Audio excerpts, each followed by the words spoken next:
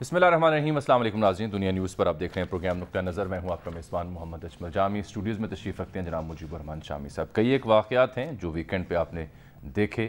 سب سے بڑا اور اہم واقعہ پنجاب میں نئے وزیر اعلیٰ کا انتخاب جن حالات و واقعات میں عمل میں آیا، شرمناک مناظر دیکھنے کو ملے۔ اس کے بعد حمزہ شہباز وزیر اعلیٰ منتخب تو ہو گئے، لیکن ان کی حلف برداری کا معاملہ لٹک گیا ہے۔ گورنر سندھ مستعفی ہوتے ہیں، لیکن گورنر پنجاب ڈٹ گئے ہیں۔ صدر مملکت نے انہیں کام جاری رکھنے کی ہدایات جاری کی ہیں، اور وزیر اعظم نے گورنر پنجاب کی برطرفی کی سمری صدر کو بھیجی ہوئی ہے۔ اس بیچ میں کون حلف لے گا حمزہ شہباز سے جب گورنر حلف نہیں لیتے؟ گورنر کے سیکٹری نے جو لیٹر لکھا ہے ان کے نام، اس میں کہا ہے کہ آپ کو حلف لینا پڑے گا، قانون آپ کو اس کا پابند کرتا ہے۔ وہ البتہ اس بارے میں فیصلہ نہیں کر پا رہے، کیا چیف جسٹس حلف لیں گے؟ گورنر کی عدم موجودگی میں صوبے قائنی اور قانون نظم کیسے چلے گا؟ ایک بحران کسی کیفیت ہے صوبہ پنجاب میں۔ اور دوسری اہم خبر یہ ہے کہ صدارتی ریفرنس جو آرٹیکل 63 کی تشریح کا معاملے پر مبنی ہے، اس میں چیف جسٹس نے بڑے اہم ریمارکس دیے ہیں۔ عدالتوں کے اوپر جلسے اور جلوسوں میں انگلی اٹھائی جا رہی ہے، تو انہوں نے کہا کہ عدالت 24 گھنٹے کام کرتی ہے، سوشل میڈیا پر جو چل رہا ہے اس کی پرواہ نہیں۔ اور پھر عمران خان صاحب ملے ہیں آج کچھ صحافیوں سے بنی گالہ میں اپنی رہائش گاہ پر، جہاں انہوں نے قاضی فائز کے خلاف ریفرنس دائر نہیں کرنا چاہیے تھا، اس غلطی کا اعتراف کیا۔ عثمان بزدار کے ہٹانے کے حوالے سے بھی انہوں نے کچھ گفتگو کی، وہ بھی پروگرام کا حصہ بنیں گی۔ اور مجموعی طور پر بھی ملکی سیاسی صورتحال زیر بحث رہے گی، جہاں حکومتی اتحاد کابینہ کے نام تو فائنل کر رہا ہے، لیکن تاخیر کا شکار ہے۔ مولانا جلد انتخابات کا مطالبہ کر رہے ہیں۔ تو شامی صاحب، پنجاب کی صورتحال یہاں تو لگتا ہے کہ آئینی، قانونی، سیاسی، اخلاقی ہر طرح کا بحران جو ہے وہ جنم لے چکا ہے۔ پھر جس طرح انتخاب عمل میں آیا، اسپیکر زخمی، ڈپٹی اسپیکر زخمی، پھر اس کے بعد جو حلف برداری کا معاملہ ہے اس پر آئینی عہدوں پر فائز شخصیات جو ہیں وہ معاملے سے پرے ہٹ رہی ہیں۔ وزیر اعظم گورنر کو برطرف کر رہے ہیں، سمری صدر مملکت قبول نہیں کر رہے، بلکہ جواب دے رہے ہیں کہ آپ اپنے عہدے پر قائم رہیں۔ کیا سمجھ آئیے؟ آپ کو ہو کیا رہا ہے؟ چاہتے کیا ہمارے سیاستدان سب سے بڑے صوبے کے ساتھ کیا کرنا چاہتے ہیں؟ دیکھیں، جو بھی آپ ہزار افسوس کریں اور میں بھی اس میں شرکت کر لوں، لیکن انتخابات تو ہو گئے نا۔ پنجاب اسمبلی میں اپنا لیڈر منتخب کر لیا۔ حمزہ شہباز جو ہیں ان کو 197 ووٹ مل گئے، اور اب وہ قائد ایوان ہیں۔ ایک بات تو طے ہو گئی نا۔ اب جو گورنر پنجاب ہے عمر سرفراز چیمہ صاحب، جو پی ٹی آئی کے ایک بڑے پرانے ورکر ہیں اور ابتدائی ارکان میں سے ہیں، اور شاید بانی ارکان میں سے ہیں، اور اپنی ایک اچھی شہرت رکھتے ہیں، اور گزشتہ کچھ عرصے تھے تو ان کو نظر انداز کیا گیا تھا۔ اب ان کی باری آئی، لیکن بہرحال جب ان کو گورنر بنایا گیا تو توقع تو یہ تھی کہ وہ اچھے سیاسی کارکن کے طور پر اسی طرح وہ کام کریں گے، لیکن انہوں نے ابھی تک یہ فیصلہ نہیں کیا کہ وہ حلف لیں گے وزیر اعلیٰ سے یا نہیں لیں گے، اور وہ آئینی اور قانونی پیچیدگیوں میں پڑے ہوئے ہیں۔ عرفان قادر صاحب معروف قانون دان، وہ بھی ایک سیکریٹری اسمبلی نے ان کو رپورٹ بھیجی ہے، حالانکہ ڈپٹی سیکریٹری جو ہیں، ڈپٹی اسپیکر، انہوں نے ہائی کورٹ کے حکم پہ الیکشن کرایا، اس کے بعد انہوں نے اپنی رپورٹ بھیج دی، اس میں ان کے منتخب ہونے کی اطلاع ان کو دے دی، تو اس کے بعد کوئی پیچیدگی تو نہیں ہوتی، ہو چکی۔ ان کی خود پرنسپل سیکریٹری بھی ان سے یہ کہہ رہے ہیں کہ آپ اس تفصیل میں نہیں جا سکتے، آپ کو حلف اٹھانا چاہیے، یا اگر آپ حلف نہیں لے سکتے تو کسی دوسرے آدمی کو نامینیٹ کر دیں۔ حلف تو اپنی جگہ، وہ تو عثمان بزدار کے استعفے کی منظوری پر اعتراض اٹھا رہے ہیں سرفراز چیمہ صاحب۔ وہ ہو سکتا ہے، وہ تو دیکھیں اب پھر معاملہ جو ہے عدالت میں ہی جائے گا نا۔ جنرل کو انہوں نے خط لکھا ہے پنجاب۔ اب عثمان بزدار صاحب کا استعفیٰ منظور ہو گیا، اور پھر اس کے بعد گورنر پنجاب جو ہیں ڈسمس ہو گئے، ایک نیا گورنر آ گیا، پھر اسمبلی کا باقاعدہ اجلاس ہو گیا، اس میں پرویز الہی صاحب کینڈیڈیٹ تھے، اور پھر اس میں عثمان بزدار صاحب نے اپنا ووٹ بھی ڈال دیا ان کو۔ جی ہاں، عرفان قادر صاحب کو ذرا شامل اب ان سے کرتے ہیں گا۔ تو اب مطلب یہ ہے کہ جتنی بھی پیچیدگی، اس کا مطلب یہ ہے کہ عدالت ہی کو یہ سارے معاملات جو ہیں وہ نپٹانا پڑیں گے، اور تو کوئی طریقہ نہیں ہے۔ तो इरफान कादिर साहब से अस्सलाम वालेकुम सर, बहुत शुक्रिया आपके वक्त का। मुमताज़ कानूनदान जनाब इरफान कादिर साहब ने हमें ज्वाइन किया। ये जो पंजाब का सियासी आइनी कानूनी बहरान है उस पर उनकी राय लेते हैं। शामी साहब। जनाब अस्सलाम वालेकुम। वालेकुम सलाम, खैरियत है? ज़रूर ठीक है, आपकी दुआ सर। आप बताइए कि ये जो सूरत हाल पंजाब में बर्पा हुई है और इसका क्या हल है आपके नज़दीक, और कौन सी ताकत है जो इसे किनारे पहुंचा सकती है? देखें, इसमें ताकत तो मैं नहीं कहूँगा कौन सी ताकत है। ताकत तो सिर्फ पाकिस्तान की आइन की है जिसके साथ के खिलवाड़ किया जा रहा है, जिसमें कि कोई डाउट ही नहीं है। तो इस वक्त वो चीफ मिनिस्टर जो हैं वो इलेक्ट हो चुके हैं। मेजॉरिटी जो है पंजाब असेंबली की वो हमजा साहब के साथ है इस वक्त। तो पार्लियामेंट के जितने फैसले होते हैं या असेंबलीज के, खा वो प्रोविंशियल असेंबली हो, खा वो नेशनल असेंबली हो, वो मेजॉरिटी से फैसले होते हैं। मैंने बहुत सी ऐसी बहस भी सुनी लोगों को कहते हुए कि ये जो फैसला है सुप्रीम कोर्ट का, ये तो मुदाखलत हो गई है पार्लियामेंट की सुप्रीमेसी में या उसकी सॉवरेंटी में। तो कौन कहता है कि मुदाखलत हो गई है? अगर वो पार्लियामेंट की मेजॉरिटी जो है उसके मुताबिक सुप्रीम कोर्ट ने कोई फैसला किया है तो इसका मतलब है कि सुप्रीम कोर्ट भी तायद कर रहा है पार्लियामेंट की मजबूती की कि हम पार्लियामेंट के साथ हैं। क्योंकि एक माइनॉरिटी अगर पार्लियामेंट को हाईजैक करने की कोशिश करे तो वो तो पार्लियामेंट नहीं है। लिहाजा ये जो बहुत सारे वकीला ने जो इतने लंबे चौड़े आर्गूमेंट्स किए हैं, मैं समझता हूँ ये सारा केस सिर्फ 5 मिनट में खत्म हो सकता था। अगर के डायरेक्ट तरीके से इसको आर्ग्यू किया जाता तो 5 से 10 मिनट वहां पे कोई स्ट्रॉन्ग अटॉर्नी जनरल होता तो वो 5 से 10 मिनट में ये फैसला कंक्लूड कर देता और चीफ जस्टिस और सारे जजेस जो हैं फौरन उसके हक में फैसला दे देते। 5 दिन भी ये ना लगते। इतनी सिंपल बात है। लेकिन हो क्या रहा है कि जैसे स्कूल के नर्सरी क्लास में कुछ लड़के जो थे जब किसी गेम में शिकस्त खा जाते थे तो वो फिर कोई बॉल लेके भाग जाता था, कोई जिस तरह अभी खुर्शीद शाह साहब ने बड़ी अच्छी मिसाल दी कि कोई विक्टिम उठा के भाग जाता था। तो ये तो constitution is in black and white. मैंने कितने प्रोग्राम्स में पिछले 1-2 हफ्ते में ये बात की थी। मुझसे जब पूछा गया तो मैंने कहा जी देखें, सुप्रीम कोर्ट या हाई कोर्ट कोई भी फैसला ऐसा नहीं दे सकती जो कि आइन में नहीं लिखा हुआ। वो वही फैसला देंगे जो आइन में लिखा हुआ, उसके बाहर वो जा ही नहीं सकते। और आइन में ये चीजें साफ तौर पे लिखी हुई हैं कि ये पार्लियामेंट की, नेशनल असेंबली की या प्रोविंशियल असेंबली की मेजॉरिटी से फैसले होंगे, माइनॉरिटी उसको नहीं रोक सकती। आप इसी पे आ जाएं, फिर पंजाब की सूरत हाल पर आ जाएं। पंजाब की सूरत हाल पर आ जाएं। यहाँ गवर्नर जो हैं उनको वज़ीर आज़म डिसमिस कर रहे हैं, सदर को समरी भेजी है, सदर उन्हें कह रहे हैं आप काम जारी रखें।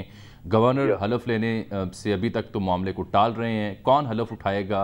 कितने दिनों का ये मामला होता है? गवर्नर कब तक काम जारी रख सकते हैं अगर वज़ीर आज़म ने उनको डिसमिस कर दिया तो? देखें, अगर आप माइंड ना करें, आपके पास इस वक्त कॉन्स्टिट्यूशन की किताब है। बिल्कुल, निकाल लेते हैं जी, हुक्म कीजिए। वो जरा आर्टिकल 48(1) भी निकाल लें और 48(2) भी निकाल लें। ये भी नाज़रीन को समझा दें। मैं आपको समझा भी देता हूँ। मुझे तो वैसे ही काफी हद तक ये हिफ्ज़ है सारा।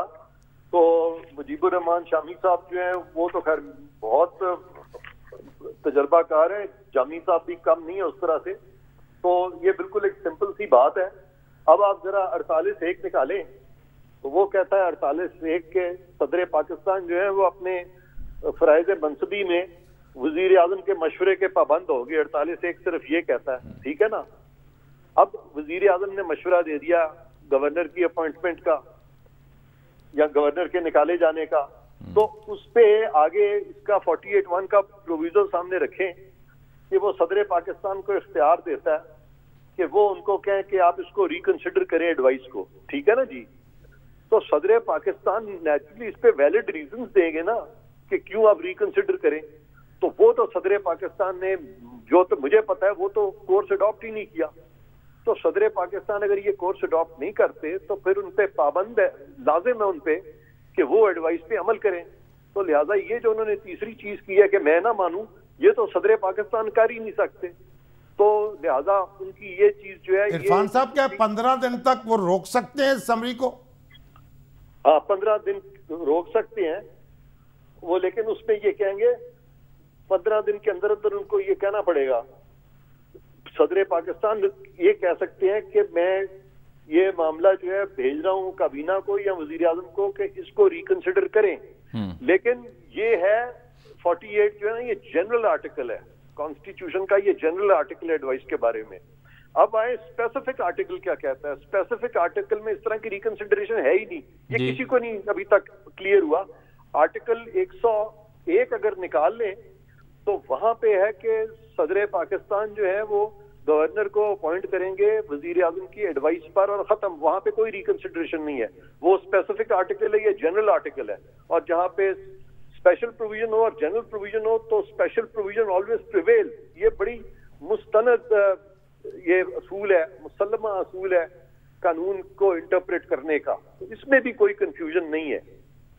जी सर।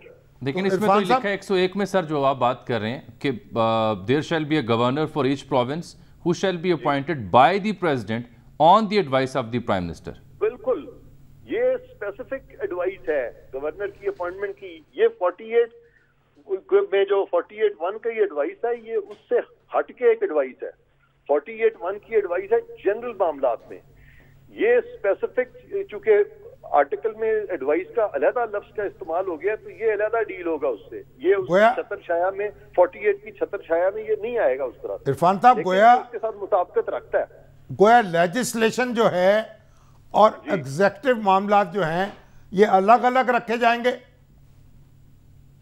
नहीं नहीं नहीं, ये मैं नहीं कहूंगा शामी साहब। ये लेजिस्लेशन की दोनों एग्जीक्यूटिव मामलात हैं। 48 भी एग्जीक्यूटिव मामला जिक्र कर रहे हैं। आप ये कह रहे हैं कि गवर्नर की तकर्री या बरतरफी का मामला 2 हफ्ते तक लटकाया नहीं जा सकता। गवर्नर की तकर्री जो है वो एक एग्जीक्यूटिव फंक्शन है, और सदर का वजीर आजम की एडवाइस मानना भी एग्जीक्यूटिव फंक्शंस के बारे में है। यानी फिल फॉर मानेंगे?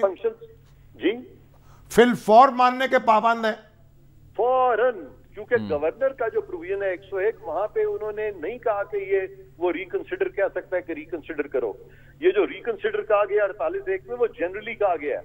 वो जो प्रोविजन है 101 वो स्पेशल प्रोविजन है, इसमें तो कोई उबहाम ही नहीं है। मैं तो सारी चीजें देख के इतना हैरान हुआ हूँ कि यहाँ पे नए नए लीगल एक्सपर्ट्स पैदा हो गए हैं, नई नई इस्तिलाहें। मगर इरफान साहब आप ये देखें कि चौधरी सरवर साहब को जब बरतरफ किया गया तो चंद मिनट में वो इस्तीफा कबूल हो गया, नए गवर्नर साहब मुकर्रर हो गए और अब मामला लटका हुआ है।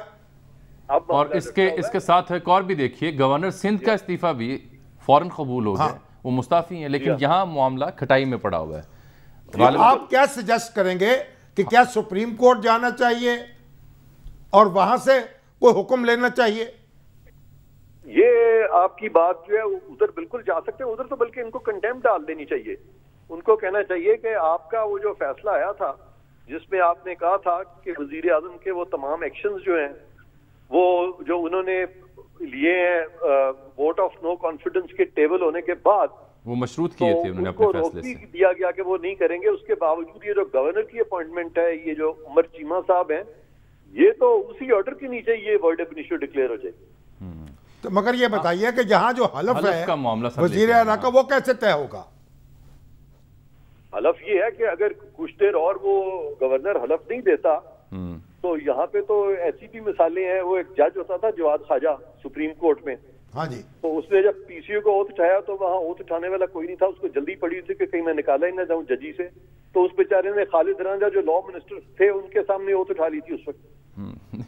तो फिर क्या करें? दोनों ओथ में फर्क नहीं है? यहाँ वजीर आला ईवान का मुंतखब हुआ है। प्रिंसिपल बता रहा हूँ, मैं प्रिंसिपल बता रहा हूँ। नहीं, अगर यहाँ पे गवर्नर बदस्तूर लटकाते हैं, मैं प्रिंसिपल ये बता रहा हूँ कि जब ओथ दिलाने वाला रिलक्टेंट हो या अवेलेबल ना हो तो कोई भी ओथ उस वक्त दिलवा दे, तो उसमें भी कोई गैर आईनी बात नहीं है, क्योंकि आइन प्रिवेंट नहीं करता।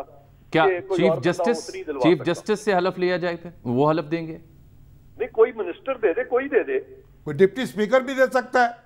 नहीं, बिल्कुल। इरफान खालिद साहब ठहरिए, नाज़रीन की सहूलत के लिए, इस वक्त पंजाब में कैबिनेट इंटैक्ट नहीं है, मिनिस्टर मौजूद नहीं है, डिप्टी स्पीकर दोनों का मामला उलझा हुआ है, उनके खिलाफ करारदादें आई हुई हैं, मुतनाज़े हुए हैं, गवर्नर हलफ लेने से अभी कतरा रहे हैं, अभी वाजे नहीं कर रहे। तो ऐसी सूरत में जबकि कायदे ईवान का इंतखाब में लाया जा चुका है, आइन क्या कहता है, वो किसके पास जाएं कि जी मेरा हलफ लें? देखें, यहाँ पे आइन जो है ना वो ये कहता है कि ओथ होगा गवर्नर के सामने, ठीक है ना? ठीक। کہ جو بھی ممبر الیکٹ ہوتا ہے وزیر اعلیٰ وہ گورنر کے ساتھ سامنے کلاس 5 آرٹیکل 130 کے نیچے وہ اوتھ اٹھائے گا بفور دی گورنر. اب اگر گورنر اوتھ ہی نہیں دے رہا, گورنر کانسٹیٹیوشن کو وائلیٹ کر رہا ہے, تو پھر آرٹیکل جو ہے 254 اس کے تحت جو آئین میں جو چیز دی گئی ہے وہ تو پھر بھی ہوگی. تو لہذا پھر بھی چونکہ ہوگی تو وہ تو ہونی چاہیے. اس کو گورنر اگر نہیں بھی دے رہا تو پھر ان کو چاہیے کہ آرٹیکل 254 کو سامنے رکھتے ہوئے کسی اور کو کہیں کہ ان کو فوراً اوتھ دلا دیں. آپ اس میں کوئی وہ کون ہو سکتا ہے, کس کو کہیں مثلا, اور کون ہے, کسی کو کہہ دیں. کوئی وہاں پہ وہ جو ان کے جو ڈپٹی اسپیکر ہیں جو کہ بالکل صحیح اس وقت آئین کے مطابق چاہے ان کو کہہ دیں, آپ دے دیں. کسی کو بھی میرا خیال ڈپٹی اسپیکر کو کہہ سکتے ہیں, آپ کیوں نہیں کہہ سکتے آپ. ٹھیک, تو مطلب یا عدالت میں جائیں کہ عدالت کوئی نامینیٹ کر دے, کوئی ہائی کورٹ نامینیٹ کر دے. ہاں عدالت بھی کر سکتی ہے اس میں, بلکہ دیر از اے پروویژن کانسٹیٹیوشن میں, ایک ڈیفیکلٹیز کا بھی پروویژن ہے کہ اگر کوئی ڈیفیکلٹی رائز ہو تو وہ بھی ایک پروویژن ہے مجھے جو یاد پڑ رہا ہے. تو اگر آپ مجھے 1 منٹ دیں تو میں ذرا وہ دیکھ. بالکل آپ ساتھ رہیں, یہ نہیں ہے تو آپ ساتھ ہی رہیں نا اتنی دیر, آپ آئین سے کنسلٹ کر لیں. شامی صاحب یہ تو عجیب صورتحال ہے, یعنی یہ اب طے کرنا کہ حمزہ شہباز جو کہ نئے وزیر اعلیٰ پنجاب ہیں 197 ووٹ لے کے, وہ اس وقت تک ان کا پروسیس مکمل نہیں ہوگا جب تک وہ آن اوتھ سی ایم عدالت سے رجوع کیا جا سکتا ہے, عدالت سے رجوع کیا جائے. اور یہ ہائی کورٹ سے اطلاع یہ بھی ہے کہ نون لیگ کے جو ان کے معتمدین ہیں وہ یہی صلاح مشورہ کر رہے ہیں کہ جلد عدالت سے رجوع کیا جائے. دوسرا معاملہ آپ دیکھیے, وہ جو آج کابینہ کی تشکیل بھی عمل میں آیا چاہتی ہے, اس میں بڑی تاخیر ہوئی, اس کی بھی کئی وجوہات ہیں. اتحادی نہ لیں, کسی کی اہم آئینی عہدوں پر نظر ہے, کسی کیبنٹ میں زیادہ سم مانگنے کی خواہش ہے. تو وہاں سے بھی اطلاع یہ ہے کہ وہ بھی جو کابینہ سے حلف ہوگا وہ بھی غالباً چیئرمین سینٹ ہی لیں گے, کیونکہ صدر مملکت شاید دستیاب نہ ہو سکے. چلیے وہاں تو اگر پریزیڈنٹ صاحب دستیاب نہیں ہیں تو چیئرمین سینٹ دستیاب ہیں, وہ حلف لے لیں گے, معاملہ تو شروع ہوگا نا. لیکن انہوں نے جو یہ مسئلہ الجھایا ہے نا گورنر کی تقرری کا اور برطرفی کا, وہ اس میں ایک پیچیدگی واقع ہوئی. اس کا مطلب ہے کہ وفاقی حکومت کی طرف سے یا وزیر اعظم کی طرف سے جو بھی ایڈوائس جائے گی صدر ملک اس پر بیٹھ جایا کریں گے اور فیصلہ نہیں کریں گے اور فائل رکی رہے گی. یہ بڑی دلچسپ بات ہوگی. یہ تو دلچسپ صورتحال تو درپیش رہے گی شہباز شریف صاحب کو جب تک عارف علوی صاحب صدر مملکت ہیں. احمد بلال محبوب صاحب نے میں جوائن کیا, پلڈیٹ کے آپ سربراہ ہیں. فافن اور پلڈیٹ نے آج جو پنجاب میں وزیر اعلیٰ کا انتخاب جن حالات میں عمل میں آیا اس پر اپنا ایک مشترکہ بیان جاری کیا ہے. سیکیورٹی اور شرمناک مناظر کے اوپر انہوں نے اس پورے پروسیس کو آبزرو کیا ہے. ان سے بات کر لیں. مینویل عرفان قادر صاحب ہمیں مزید بھی اپڈیٹ دیں گے. احمد صاحب بہت شکریہ. فافن اور پلڈیٹ نے نئے وزیر اعلیٰ پنجاب کے انتخاب کے عمل کو کیسے دیکھا ہے, کیا فائنڈنگز آپ کی, مطمئن آپ اس پروسیس سے؟ آبزرور تھے نا یہ تو. جی آبزرور ہیں. جی بہت شکریہ. اصل میں ایک بنیادی سوال تو اس میں یہ پیدا ہو رہا ہے کہ کیا یہ انتخاب قانونی تقاضے پورے کیے اس نے یا نہیں کیے. تو ہماری آبزرویشن کے مطابق ہم نے یہ فائنڈنگ دی بھی ہے کہ ہم نے جو دیکھا ہے اس کے مطابق قانون کے تقاضے تو پورے ہو گئے ہیں, لہٰذا یہ انتخاب تو ویلڈ ہے. ٹھیک, لیکن ایک تو فائنڈنگ یہ ہے. جی دوسری بات یہ ہے کہ یہ پرتشدد قسم کا انتخابی پروسیس تھا, اور اس تشدد اور اس بد نظمی اور بہت ہی افسوسناک جو ڈیولپمنٹس ہوئی ہیں اس سارے میں جو سیکریٹریٹ تھا اسمبلی کا اس کی نااہلی یا اس کا اس میں ملوث ہونا شامل تھا. یہ ہماری آنکھوں کے سامنے جب ڈپٹی اسپیکر صاحب پہ تشدد ہوا تو اس کو روکنا بہت آسان تھا کہ جو راستے 2 سیڑھیوں کے بنے ہوئے تھے اسپیکر ڈائس کی طرف جانے والے, وہاں پہ اگر 4-6 لوگ بھی کھڑے کر دیے جاتے سارجنٹ آف آرمز کی طرف سے تو شاید یہ واقعہ نہ ہوتا. لیکن وہاں پہ کوئی بھی آدمی نہیں تھا اور کسی نے ان لوگوں کو جو ان سیڑھیوں کے اوپر چڑھ کے ڈپٹی اسپیکر پہ حملہ آور ہوئے ہیں ان کو روکنے کی کوئی کوشش نہیں کی. اسمبلی کا سیکریٹریٹ بھی اور اسمبلی کی سیکیورٹی بھی دونوں خاموشی سے دیکھتے رہے. انہوں نے الاؤ کیا لوگوں کو یہ سب کچھ کریں. اگر وہ کچھ کمانڈوز ٹائپ لوگ اگر نہ آتے اور ان کو پھر بچا کے نہ لے جاتے تو یہاں پہ کوئی بڑی ٹریجڈی بھی ہو سکتی تھی. ایک تو ہماری فائنڈنگ یہ ہے. تیسرا یہ ہے کہ ہم نے اسمبلی کے جو سیکریٹریٹ کے لوگ ہیں ان کو دیکھا ہے کہ وہ باہر سے لوگوں کو جو گیلری تھی اس کے اندر سے لوگوں کو جمپ کرا کے خود فلور آف دی ہاؤس کے اوپر لا رہے تھے اور ان کو ہلا شیری دے رہے تھے کہ وہ جا کے جو پولیس کے لوگ اس وقت آ گئے تھے ایک حصار باندھنے کے لیے ڈپٹی اسپیکر کے ڈائز کے آگے، ان کے ساتھ جا کے تباہ آزمائی کریں اور ان کے ساتھ لڑائی کریں. اور کچھ جو سیکیورٹی کا عملہ تھا اسمبلی کا وہ تو ایم پی ایس کے اوپر باقاعدہ حملہ آور بھی ہوا اور ان کے ساتھ پنجہ آزمائی ہوئی اور بڑی کوشش کے بعد پھر ایم پی ایس نے انہیں باہر دھکیلا. یہ ایک ایسا روح فرسا اور افسوسناک منظر تھا. میں نے تو گلیوں بازاروں میں بھی اس طرح کی جو پنجہ آزمائی ہے اور اس طرح کی لڑائی اور مکہ بازی اور لوگوں کو نیچے گرا کے ان کے اوپر ٹھڈے مارنے کا عمل، یہ سارا میں نے نہیں دیکھا جو اس دن دیکھا ہے. اس میں ماشاءاللہ خواتین ایم پی ایس بھی بھرپور طریقے سے شریک تھیں اور مرد ایم پی ایس تو تھے ہی. جی پوری دنیا میں ہماری بڑی جگ ہسائی ہوئی ہے. ہمارے پارلیمنٹیرینز نے جو اس دن دینگا مشتی کی باکسنگ رنگ بنا رکھا تھا فلور آف دی ہاؤس کو، وہ سب نے دیکھا ہے وہاں کیا ہوا. آپ یہ فرمائیں کہ آپ یہ کہہ رہے ہیں کہ سیکریٹریٹ جو ہے اسمبلی کا، اس کا ملوث ہونا آپ کی فائنڈنگز میں ثابت ہوتا ہے. سیکیورٹی کے انتظامات کو اگر ہم دیکھیں تو سیکریٹریٹ جو ہے اسمبلی کا وہ تو براہ راست اسپیکر کو یا پھر ڈپٹی اسپیکر کو جواب دہ ہوتا ہے. اصولاً تو اسے اس وقت ایکٹنگ اسپیکر جو ڈپٹی اسپیکر تھے ان کو جواب دہ بھی ہونا چاہیے تھا اور ان کے احکامات کی پابندی بھی کرنی چاہیے تھی اور ان کی حفاظت کا بندوبست بھی کرنا چاہیے تھا. لیکن ان تینوں میں سے کسی چیز کا ہوتے ہوئے نظر نہیں آ رہا تھا اور وہ بالکل اس چیز سے لا تعلق ہو کے بیٹھے ہوئے تھے. اور اسمبلی کی جو سیکیورٹی تھی وہ تو بجائے اس کے کہ وہ ڈپٹی اسپیکر کا کوئی دفاع کرتی ان کا کرتی، وہ تو جو ایم پی ایس تھے ان کے اوپر حملہ آور ہو رہی تھی اور جو پولیس تھی ان کے ساتھ حملہ آور ہو رہی تھی. اور ایسا ماحول پیدا ہو گیا تھا کہ پولیس اور اسمبلی کی سیکیورٹی کا آپس میں تصادم ہوتا اور کسی حد تک ہوا بھی.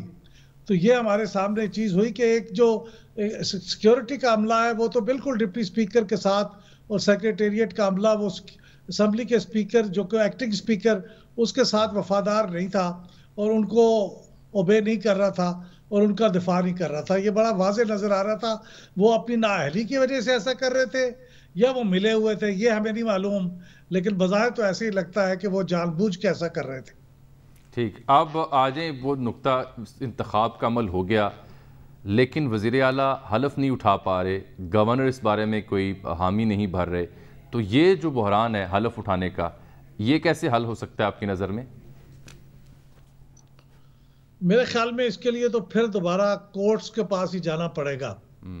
کل میں نے یہ سنا تھا کہ شاید چیف سیکریٹری صاحب ایک خط لکھ رہے ہیں chief justice Lahore high court کو کہ انتخاب ہو چکا ہے اور انتخاب کے نتیجے میں حلف دلوانے کے لیے آپ یہ حلف دلائیں یا آپ کسی کو نامنیٹ کریں. یہ میں نے کل کسی ٹاک شوز میں کچھ لوگوں کی جانب سے سنا تھا. لیکن میرا خیال پی ایم ایل این اور منتخب چیف منسٹر جو ہیں ان کی طرف سے یہ میرے خیال میں براہ راست بھی عدالت سے رجوع کیا جا سکتا ہے کہ وہ حکم نامہ جاری کریں یا خود حلف دلائیں یا کسی کو نامنیٹ کریں یا گورنر کو یہ ہدایت جاری کریں. لیکن میرے خیال میں ایک کورٹ کی طرف سے ہی ہو جائے تو پھر یہ زیادہ میرے خیال میں قابل اعتماد ہوگا اور اس کی بات کی کوئی وقت ہوگی. اس کے علاوہ تو کسی اور کی بات کی کوئی اس وقت وقت نظر نہیں آ رہی اور وہ متنازع سا معاملہ ہو جائے گا. بہت بہت شکریہ جناب احمد بلال محبوب صاحب. ناظرین، سوال یہ بھی ہے کہ مولانا اگر جلد الیکشن کا مطالبہ کر رہے ہیں تو حکومت کیا واقعی عمران خان صاحب کے مطالبے کو سامنے رکھتے ہوئے، اتحادیوں کا مطالبہ سامنے رکھتے ہوئے جلد الیکشن پر جائے گی؟ دوسرا اعتراض یہ کہ باپ وزیر اعظم ہے، بیٹا وزیر اعلیٰ، کیا پاکستان مسلم لیگ نون میں کوئی اور وزیر اعلیٰ بننے کے اہل نہیں تھا؟ یہ سوال اور دیگر خبریں پروگرام کا موضوع بنیں گے ایک بریک کے بعد.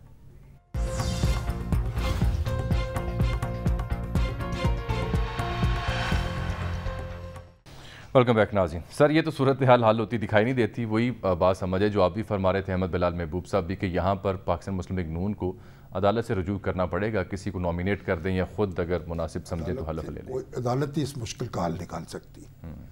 یا تو گورنر صاحب کو یہ ڈائریکشن دی جائے کہ وہ حلف اٹھائیں یا حلف لیں جلد از جلد، اور یا پھر کسی اور کو نامینیٹ کر دیا جائے. لیکن یہ سب کچھ جو ہوا، جو آپ نے کہا کہ ہو تو چکا آئینی طور پر، اس بیچ جو مناظر آپ نے دیکھے، چاہے وہ اسپیکر یا ڈپٹی اسپیکر یا اراکین اسمبلی کی وہ ٹگ آف وار ہو، وہ دیکھ کے آپ کو کیسا لگا؟ آپ 50-60 سال سے پاکستانی سیاست کو دیکھ رہے ہیں، 58 میں غالباً اسپیکر ڈپٹی اسپیکر ایسا کبھی نہیں ہوا. یعنی ایسٹ بنگال کی اسمبلی میں ہنگامہ ہوا تھا اور اس میں ڈپٹی اسپیکر کو چوٹ لگ گئی تھی، پیپر ویٹ مارا تھا کسی نے، اور اس سے پہلے اسپیکر کی بھی درگھٹنا، اس کی چوٹ کی تاب نہ لا کے وہ ان کا انتقال ہو گیا تھا. شاہد علی نام تھا ان کا. تو وہ تاریخ میں درج ہو چکا ہے. ہنگامے تو ہوتے رہتے ہیں اسمبلی میں، تھوڑی بہت دنگا مشتی بھی ہو جاتی ہے، نعرے بازی بھی ہوتی ہے، کوئی بینر شانہ بھی لہرا دیے جاتے ہیں، لیکن کوئی لوگ اسپیکر ڈائس کا گھیراؤ بھی کر لیتے ہیں. لیکن اس طرح کی کارروائی تو کبھی دیکھنے میں نہیں آئی.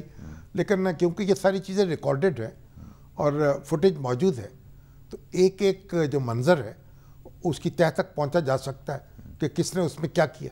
ایک اعتراض یہ آ رہا ہے کہ باب جو ہیں وہ پاکستان کے وزیر اعظم بن گئے، یعنی شہباز شریف صاحب. تو پاکستان مسلم لیگ نون میں پنجاب کی وزارت اعلیٰ کے لیے پورے پارٹی کیڈر میں کوئی اور اس قابل شخص نہیں تھا. باپ اور بیٹا یعنی اگر اقتدار میں آ رہے ہیں تو یہ اعتراض کیا جا رہا ہے ڈائنیسٹی کی جو بات یہ ہے کہ اس کے اوپر. بنیادی بات یہ ہے کہ جو 197 ارکان ہیں قوم صوبائی اسمبلی کے، انہوں نے اپنا قائد چن لیا ہے اور وزیر اعلیٰ بنا لیا ہے. اب اس پہ اعتراض کرنے والے اعتراض کرتے رہیں گے. نہیں، وہ 197 لوگ کسی اور کو بھی چن سکتے تھے اگر پارٹی کسی اور کا نام دے. انہوں نے نہیں چنا. اور شہباز شریف صاحب سے جب پوچھا گیا ان کے افطار ڈنر میں کہ بھائی کلاسرا صاحب نے پوچھا تھا، تو انہوں نے کہا کہ ہم نے تو چودھری پرویز الہی صاحب کو نامینیٹ کیا تھا، اور مگر وہ کیونکہ پھر انہوں نے اسے قبول نہیں کیا تو پھر حمزہ شہباز کو نامینیٹ کیا جو حلیف جماعتیں ہیں ان کے مشورے کے ساتھ. تو ہر فیصلہ جو ہوتا ہے اس کے جو بھی اثرات ہوتے ہیں سیاسی جماعتیں اسے اٹھاتی ہیں. ابھی تو ایک بڑی میں تفصیل ایک رپورٹ دیکھ رہا تھا اخبار میں، شاید وہ صابر شاہ صاحب ہیں، انہوں نے مرتب کی ہے دنیا کے مختلف ملکوں میں جو باپ بیٹا بھائی اقتدار میں آتے رہے. اور یہاں ہمارے آپ دیکھ لیجئے کہ یعنی انڈیا میں تو کانگریس جو ہے اس میں اندرا گاندھی آئیں جو بیٹی تھیں پنڈت جواہر لال نہرو کی. اب دلچسپ بات یہ کہ ان کے جو شوہر تھے فیروز گاندھی، وہ گاندھی جی کے ایک پیروکار تھے، اس وجہ سے گاندھی کہلاتے تھے، فیروز گاندھی. تو وہ اندرا گاندھی جو گاندھی صاحب کے بھی نسبت قائم ہو گئی. ایسے ہی اب میں 5 منٹ رہ گئے، موضوع 3 اور ہیں. پھر راہل گاندھی، راجیو گاندھی، چلے اس پہ پھر بات کرتے ہیں. لیکن دیکھیں مولانا آج کیا فرما رہے ہیں، سنجے گاندھی، تو سب ہیں. یہ ہماری جو بر صغیر کی یہ جنوبی ترقی پذیر ملکوں کی سیاست ہے، اس کے معاملات ہیں. دیکھیے مولانا آج کیا فرما رہے تھے.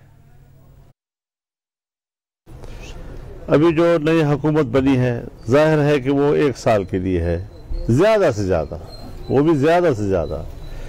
لیکن اس حکومت کے اندر جمعیت علماء اسلام کا اپنا وجود ہے، اپنا تشخص ہے، اپنا موقف ہے. اور ہم ان سے یہ کہہ رہے ہیں کہ ہمیں اب بھی فوری طور پر الیکشن چاہیے. چاہے وہ چلا گیا، اس کو ہم نے رخصت کر دیا، پھر بھی قوم کو وہ امانت واپس کرنا ہماری ذمہ داری ہے جس کے لیے ہم نے جدوجہد کی ہے. ہاں، اگر آپ یہ سمجھتے ہیں کہ انتخابی نظام میں خامیاں ہیں، دوبارہ اس کے اندر دھاندلی کے امکانات ہیں، تو وقتی طور پر ان اسمبلیوں کا فائدہ اٹھا کے آپ انتخابی اصلاحات کر لیں، کچھ اور ایسی اصلاحات جو ناگزیر ہوں، تاکہ اس گند کا صفایا ہو سکے کہ ہم گدلے پانی سے تو نکلے لیکن دوبارہ گدلے پانی میں نہ اترے بلکہ شفاف پانی میں اترے. تو اس حد تک ابھی بھی ہم اپنے موقف پہ اسی طرح قائم ہیں.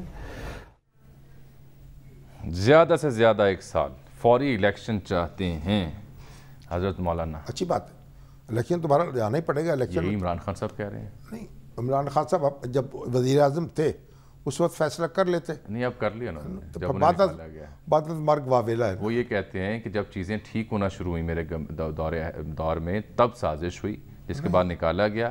اور یہ بھی اعتراف کر رہے ہیں آج کہ قاضی فائز صاحب کے خلاف ریفرنس دائر نہیں کرنا چاہیے تھا.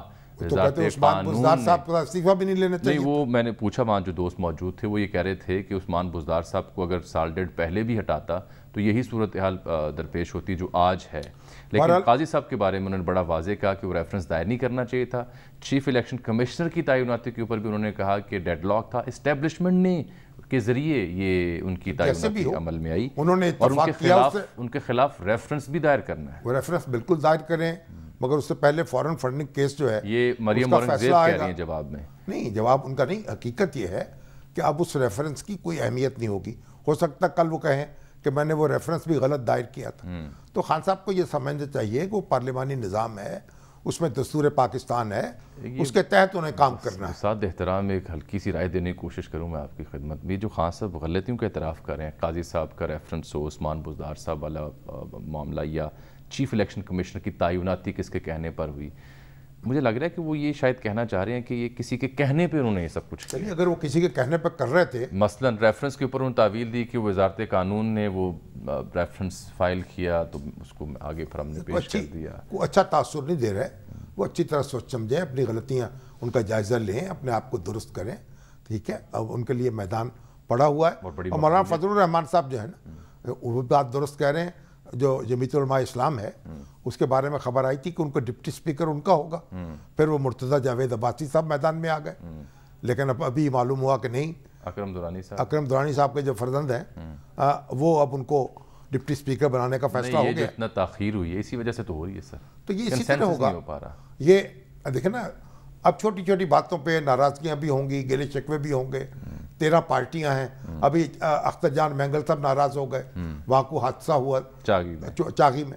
تو بات یہ ہے کہ یہ تھوڑا سا تحمل سے معاملہ کرنا پڑے گا. جناب چیف جسٹس کے جو آج کے ریمارکس ہیں وہ 63 کی تشریح کے دوران جو ریفرنس ہے صدارت کا، صدارتی ریفرنس ہے، وہ یہ کہتے ہیں کہ کیونکہ آپ دیکھیں نا جلسوں میں پوچھا جا رہا ہے کہ عدالتیں رات کو کیوں کھلیں.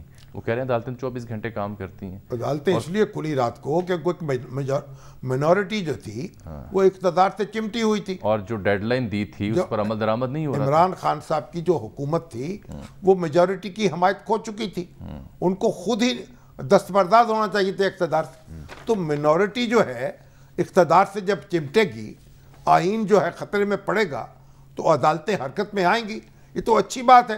عدالت نے ایک بڑے بحران سے بچا لیا. بلکہ عدالت تو یہ کہہ رہی ہے کہ قومی لیڈروں کو عدالتی فیصلوں کا دفاع کرنا چاہیے. آئینی تحفظ پر گالیاں پڑتی ہیں لیکن اپنا کام کرتے رہیں گے. سوشل میڈیا پر جو چل رہا ہے اس کی پرواہ نہیں.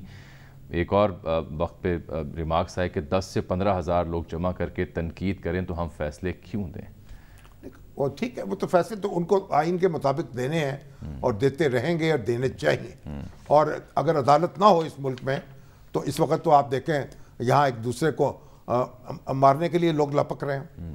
یہ عدالت کی جو اتھارٹی ہے اس سے چیزیں سیٹل ہو رہی ہیں نا. قومی اسمبلی میں بھی سیٹل ہوئیں، پنجاب میں بھی ہوئیں اور مزید ہوں گی. اب جاتے جاتے کیونکہ خان صاحب کا اگلا پڑاؤ لاہور میں، وہاں پہ وہ جلسہ کریں گے. پشاور کا جلسہ، کراچی کا جلسہ کر چکے.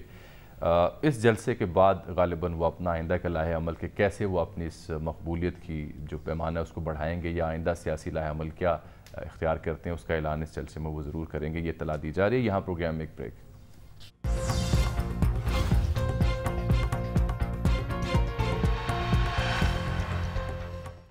ناظرین، اس کے ساتھ ہی آج کے پروگرام کا وقت یہاں ختم ہوا چاہتا ہے. آپ سے ملاقات ہوگی اگلے پروگرام میں. تب تک کے لیے اللہ حافظ.